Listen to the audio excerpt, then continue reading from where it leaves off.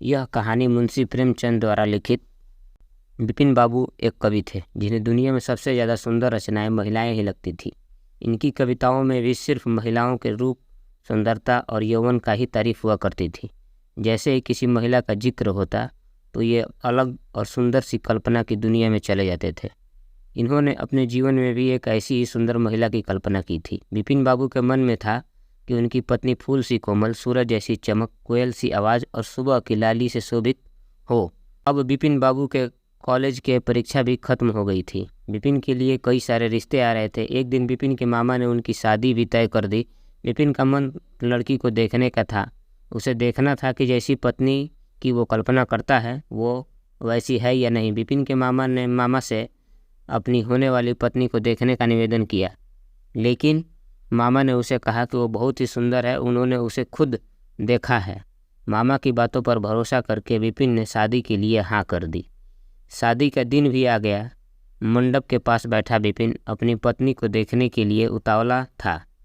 होने वाली पत्नी को उसने गहनों से सजा हुआ देखा। चेहरे पर घूंघट, हाथों और पैरों की सुंदर उंगलियां देखकर उसके मन को थोड़ी राहत मिली। दूसरे दिन विदाई के बाद जैसे ही डोली विपिन के घर पहुंची तो वह तुरंत अपनी पत्नी को देखने के लिए दौड़ा। जब उसकी पत्नी पालकी से बाहर घूंघट उठाकर देख रही थी, जैसे ही विपिन की निगाहें उस पर पड़ी तो उसे बहुत दुख हुआ। विपिन ने जैसी पत्नी सपने में देखे थे वो बिल्कुल भी वैसी नहीं थी। चौड़ा सा मुँह, चपटी सी नाक, फूले से गाल विपिन को बिल्कुल पसंद नहीं आए। रंग भले ही उजला था लेकिन उसके अलावा विपिन के सपनों के दुल्हन से वो एकदम अलग थी। विपिन की सारी खुशियाँ गुम हो गई। उसे मामा पर काफ़ी गुस्सा आया जिन्होंने लड़की की तारीफ़ों के पुल बांधे थे। सबसे पहले उसने मामा से लड़ाई की, उसके बाद ससुराल वालों से और फिर अपने घर वालों से। विपिन के मन में हुआ कि इस महिला के साथ किस तरह पूरा जीवन बिताऊंगा। उसके साथ पूरा जीवन मुझे कांटों भरा लगेगा। मैं सोच भी नहीं सकता कि ऐसी महिला से मेरी शादी हो गई। मेरे क्या ख्वाब थे और क्या हो गया। भगवान को मेरे साथ ही ऐसा करना था। फिर उसके मन में हुआ कि शादी मैंने ज़बरदस्ती तो की नहीं थी। अब इस लड़की को क्या पता था कि पत्नी को लेकर मेरे क्या थे। उसमें उसका क्या दोष है। इस सोच के साथ भी विपिन का दिल उसे स्वीकार करने को तैयार नहीं था, लेकिन विपिन के मन को बिल्कुल भी नहीं भाती। विपिन हरदम उसे दूर भगाता था और उसकी पत्नी पूरे भाव के साथ उसकी सेवा करना चाहती थी। होते होते विपिन घर में पल भर भी नहीं टिकता था। जब भी विपिन की पत्नी आशा उससे कुछ बात करने की कोशिश करती वो दो खरी खोटी सुना देता। विपिन रोज़ दोस्तों के साथ बाहर जाता और पत्नी घर में उसका इंतज़ार करती रह जाती।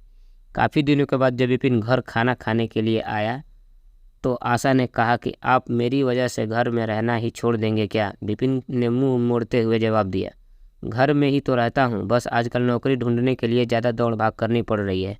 आशा ने कहा, मैं खूब जानती हूँ कि आप घर में क्यों नहीं टिकते। आप किसी डॉक्टर से बात करके मेरा चेहरा वैसा क्यों नहीं बना देते जैसा आप चाहते हैं। विपिन ने चिढ़ते हुए कहा, क्यों, तुम बेवजह फिजूल की बातें कर रही हो। तुम्हें यहाँ आने के लिए किसने कहा। उसकी पत्नी ने पूछा, जब आपको किसी चीज़ से परेशानी है तो उसका इलाज भी करना होगा। विपिन बोला, भगवान जिस काम को नहीं कर पाया उसे मैं कैसे कर दूंगा। गुस्से में आशा कहने लगी, इसके बारे में आपको सोचना चाहिए कि भगवान ने जो किया है उसके लिए मुझे सज़ा क्यों मिले। हर तरह की सूरत वाले लोग दुनिया में हैं लेकिन उनके पति ऐसा व्यवहार उनसे नहीं करते।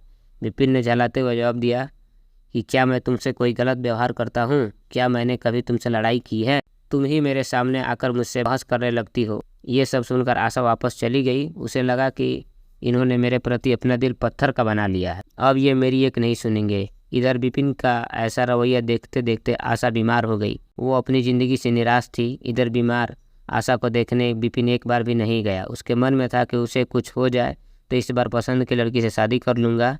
अब तो विपिन की ओर छूट मिल गई थी। पहले कभी कभी आशा रोकती टोकती और बाहर जाने की वजह पूछ लेती, लेकिन अब विपिन पूरी तरह आज़ाद था। गलत आदतों में पड़कर विपिन सिर्फ अपने पैसे ही बर्बाद नहीं कर रहा था बल्कि सेहत और चरित्र सब कुछ खो रहा था।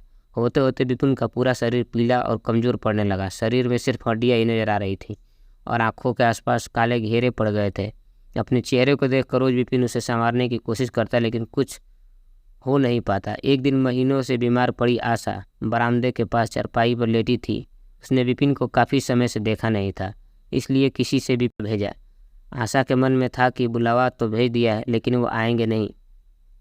आशा का बुलावा मिलने पर आज विपिन पहले की तरह झल्लाया नहीं। वो बिना संकोच किए आशा के पास जाकर खड़ा हो गया।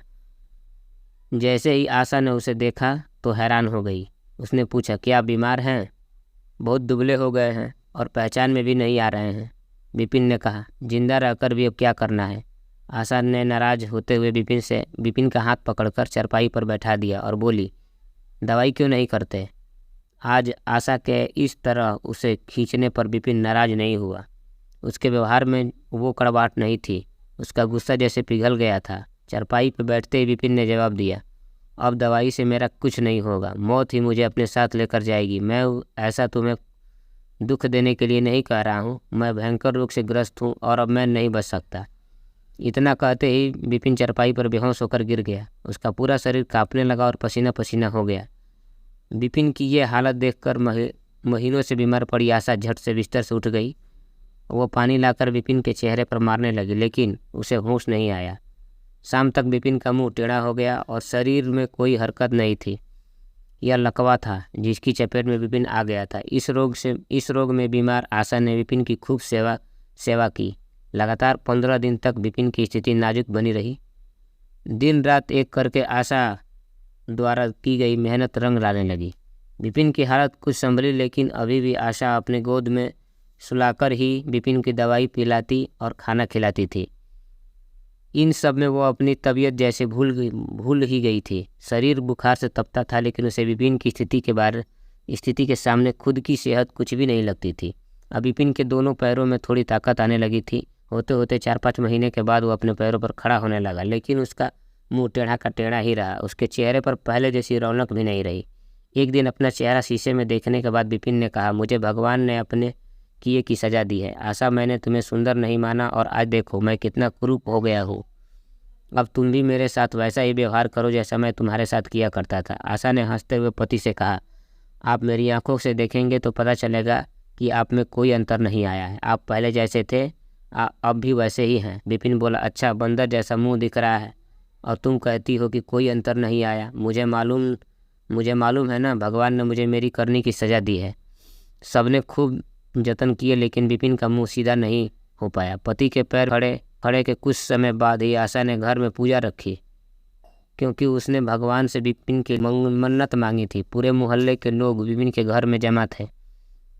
भजन संगीत चल रहा था। तभी आशा की एक दोस्त ने उससे पूछा, अब तो तुम्हें अपने पति का चेहरा देखने की इच्छा भी नहीं होती होगी, कैसा टेढ़ा हो गया है मुंह। गंभीर आवाज़ में आशा बोली, तो मुझे तो कुछ फर्क नहीं नजर आता। उसकी दोस्त ने पलट कर कहा, चल झूठी, ऐसा थोड़े होता है, बातें मत बना ज़्यादा। फिर आशा कहने लगी, सच कह रही हूँ, मुझे उनकी आत्मा मिली है और जो उनके रूप से बढ़कर है, और मैं हमेशा इनकी आत्मा को ही देखती हूँ। विपिन कमरे में दोस्तों के साथ बैठा था। तभी उसके एक दोस्त ने बरामदे की खुलने वाली खिड़की खोल दी। उसने विपिन से पूछा, आज तो यहाँ हैं कई खूबसूरत लड़कियाँ हैं, बता तुझे कौन सी अच्छी लग रही है? विपिन ने कहा, खिड़की बंद कर दो और जहाँ तक रही पसंद की बात, तो मुझे वही पसंद है जिसके हाथ में फूल की थाली है। दोस्त ने पूछा, तेरे चेहरे के साथ पसंद भी खराब हो गई है क्या?